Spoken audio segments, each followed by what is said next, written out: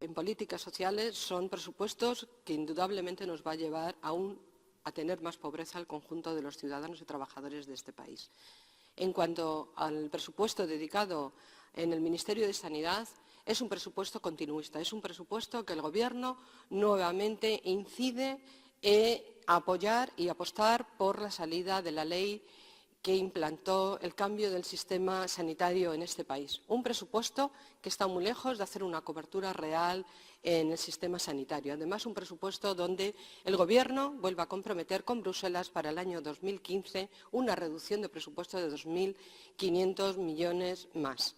Esto es inviable, en sanidad es imposible y además esto va a incidir en recortar prestaciones, va a incidir en aumentar los copagos, va a incidir en reducción de quirófanos, reducción de camas, cierres de centros y, lo que es más lamentable, nuevamente va a incidir en penalizar a nuestros empleados públicos, a nuestros profesionales que realmente lo están pasando muy mal y están trabajando en condiciones muy penosas y muy lamentables. El Gobierno lo que hace es incidir una vez más en no dar un presupuesto suficiente para educación. Tenemos que recordar en lo que va de legislatura que el Gobierno ha hecho una reducción del 18%, prácticamente el 19% del presupuesto en educación. Esto no se puede seguir soportando.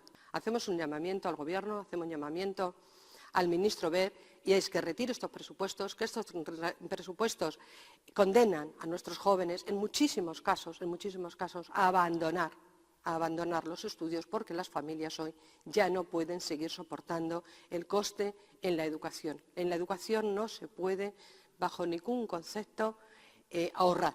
Los presupuestos generales dedicados al sistema de seguridad social, en lo referente a pensiones, lamentablemente son insuficientes. Son insuficientes porque el Gobierno este año va a dedicar el 3,15% de subida.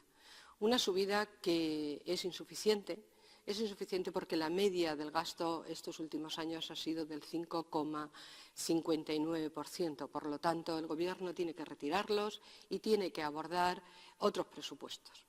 Nuestros pensionistas van a tener una subida lamentable en sus pensiones. Unos pensionistas que, como todos sabemos, hoy son el pilar económico de muchísimas familias. Tenemos que hablar de gastos y tenemos que hablar de ingresos. Ingresos es sencillo.